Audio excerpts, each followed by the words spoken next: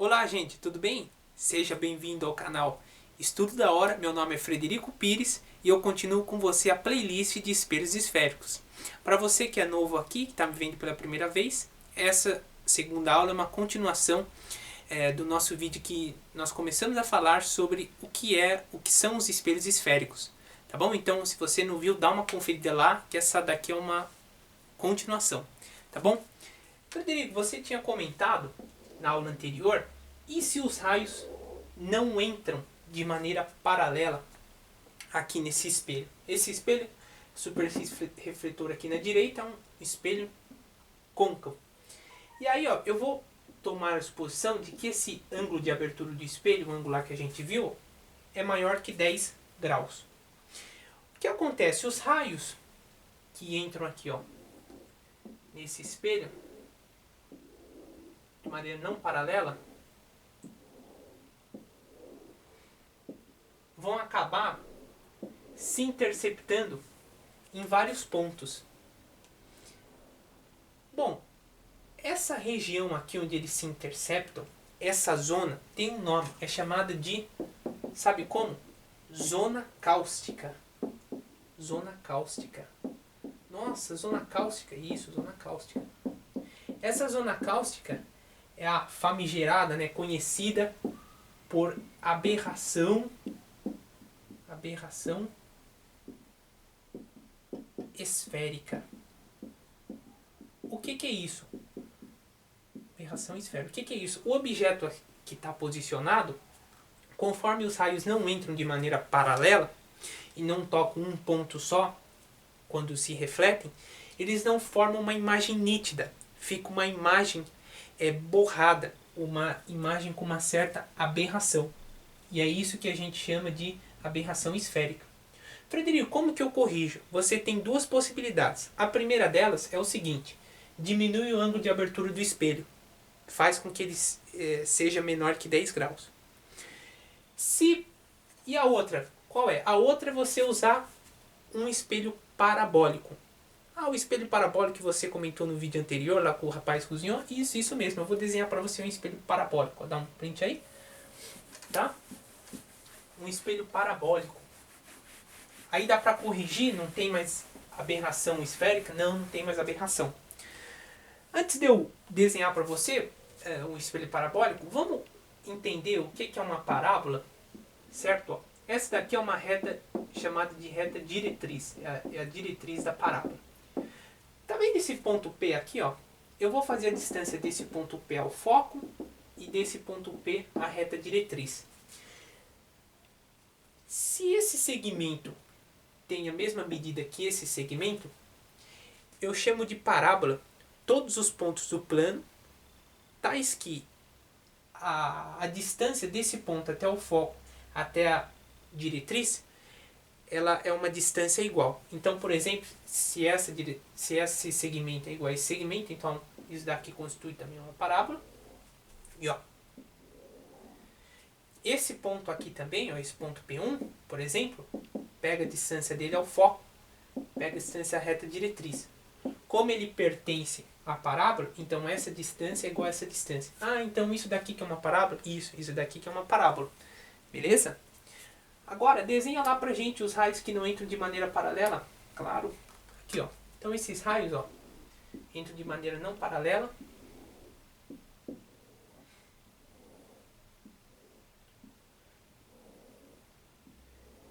E ó, que coisa interessante. Mesmo que os raios não entrem em paralelo, uma propriedade interessante do espelho parabólico é que ele concentra todos os raios refletidos no foco. Então por isso que ele é eficiente. Sim, ele é eficiente, porque se eu coloco um fogão aqui, como eu falei para você, todo raio que chega, independente da maneira se é paralelo ou não à superfície refletora, ao eixo principal, perdão, ele vai se concentrar no foco. Então eu otimizo a reflexão dos raios aqui num ponto só. Beleza? Bacana. Agora, Frederico, você falou tanto assim de raios que não são paralelos. Teria como eu saber onde que esse raio não paralelo ele toca o espelho? Claro, vou te ensinar aqui agora. Por exemplo, vamos pegar esse espelho. Que tipo de espelho é esse, gente? Tem parte não refletora. Opa, parte não refletor da esquerda, parte refletora aqui. É o chamado espelho côncavo. Aí vamos desenhar o foco e o centro. Vamos supor aí esse raio de luz aqui, ó. Bom, Frederico, ele não entra de maneira paralela. Como que eu vou saber onde que ele vai interceptar? Tá vendo essa linha que eu estou fazendo, ó? Essa linha, na verdade, que passa pelo foco não é bem uma linha. É o chamado plano. É o chamado plano focal. Chamado plano focal, sim. E esse plano é do tipo frontal. Ah, é aquele que a gente viu que ó, forma 90 graus com o eixo principal. Isso, esse mesmo, é o chamado plano frontal. Todos esses pontos aqui, ó, são os chamados focos secundários do espelho. Lembrando que esse daqui é o foco principal e esses outros pontos estão no foco secundário. Então esse raio que incide aqui vai ser refletido, vai passar por alguns desses pontos. Agora, que ponto é esse? E aqui que está a técnica que você tem que usar. O método é o seguinte: você vai traçar um segmento que passa pelo centro e que vai até o espelho de maneira que seja paralela a esse raio. Como? Ó, faz o seguinte: pega um raio e vai até o espelho.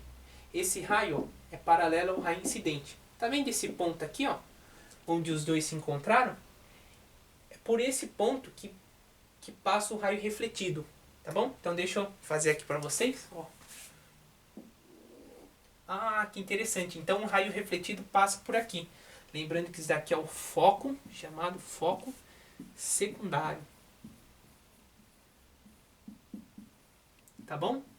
Todos esses focos aqui, ó, são os focos secundários. E lembrando, esse é o eixo, é o foco principal. No espelho convexo também acontece isso, Frederico? Sim, acontece.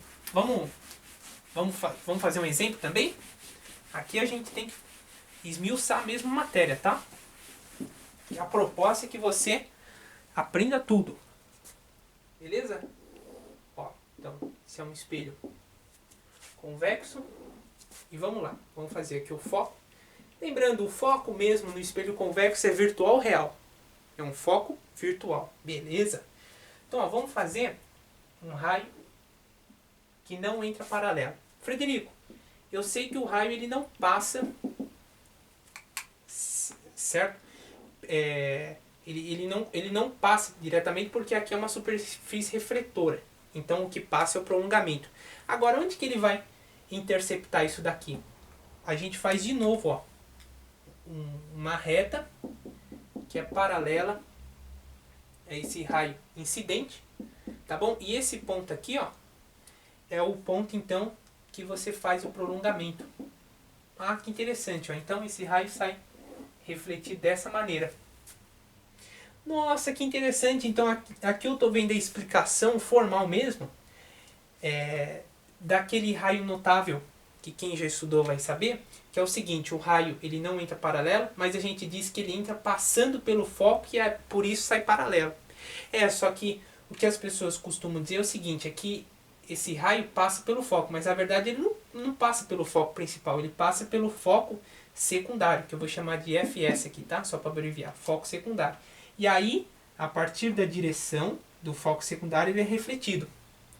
Não é? Porque no vídeo 1 a gente viu que é o seguinte: a gente sempre tem que fazer o prolongamento passando pelo foco. Nesse caso, como ele não é paralelo, ele passa pelo foco o quê? Pelo foco secundário. Aí uma pessoa vai falar o seguinte: Frederico, mas de acordo com o princípio da reversibilidade dos raios de luz, o que é o princípio da reversibilidade? Só recordando, é o seguinte: ó, se o raio de luz entra aqui, ó, formando 30 graus, ele sai formando 30 graus. E se ele vem da esquerda e vai para a direita. Agora, se ele vem da direita e vai para a esquerda, ele tem o mesmo caminho. Então, se ele entra com 30 graus, ele vai sair com 30 graus. Então, significa que se eu entro passando pelo foco secundário, eu saio na direção do foco secundário. Agora, é verdade que se eu entrar paralelo, necessariamente eu vou passar pelo foco secundário e sair pelo foco principal? Minha sugestão é que você pause o vídeo e pense nessa pergunta. Bom, depois que você pausou o vídeo, é o seguinte: como que eu disse que você tem que sempre analisar como que um raio ele vai se refletir? pega o segmento que passa pelo centro, de maneira que ele seja o quê? Paralelo ao raio incidente. Então, nesse exemplo, considerando o raio entrando paralelo, o que que acontece? Eu vejo que o ponto onde ele toca aqui nesse plano focal é no próprio foco principal. Por isso que eu tenho que fazer o prolongamento até o foco principal. E aí, ó, o raio refletido está sobre essa linha aqui. Tá bom? Então essa é a definição formal, a definição rigorosa de como que um raio, quando entra paralelo, sai pelo foco, e de como que um raio entra de maneira não paralela, ele sai paralelo. Tá bom? Nossa, que interessante. Isso é um detalhe muito precioso. Tá bom? Interessante. E agora, Frederico, o que a gente vai ver? Agora, eu vou apresentar para você duas figuras. Quero fazer umas perguntas sobre elas. Opa! Bora lá, bora lá. Então vamos lá.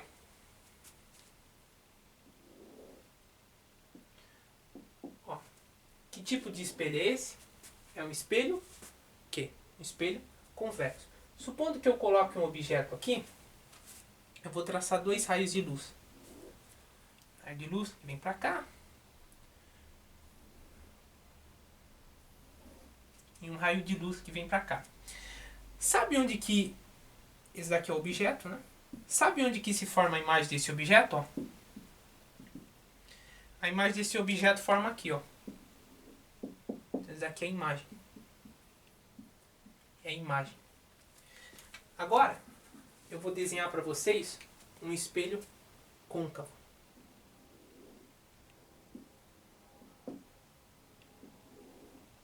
E vou colocar um objeto aqui. Ops. Objeto. Vou fazer dois raios também. Né? Aqui está a imagem.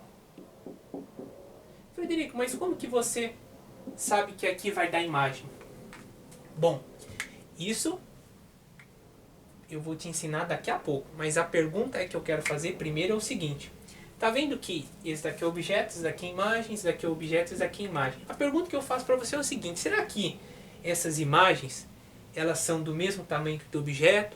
Será que elas são maiores? Será que elas são menores? Será que essas imagens aqui, elas são invertidas em relação ao objeto? Porque na verdade isso daqui é uma bolinha, né? Então a bolinha ela é completamente simétrica, né? Mas se eu coloco um objeto qualquer, né, que não tem assimetria, será que ele fica invertido, não invertido? Será que a imagem formada ela vai ser sempre real, vai ser sempre virtual? E agora, onde que tem que estar o observador nesses dois casos para ele conseguir identificar a imagem? Será que aqui, nesse primeiro caso o observador pode estar aqui, ou ele tem que estar aqui? E nesse outro caso ele pode estar aqui, pode estar aqui. Será que ele pode estar em qualquer ponto para ver essa imagem? Bom, então, na verdade eu te espero no nosso próximo vídeo para te responder essas perguntas e, além de tudo, ensinar você a partir de um objeto encontrar de maneira exata onde que a imagem estará posicionada. Tá bom? Obrigado por ter me acompanhado até aqui. Um forte abraço e te vejo lá.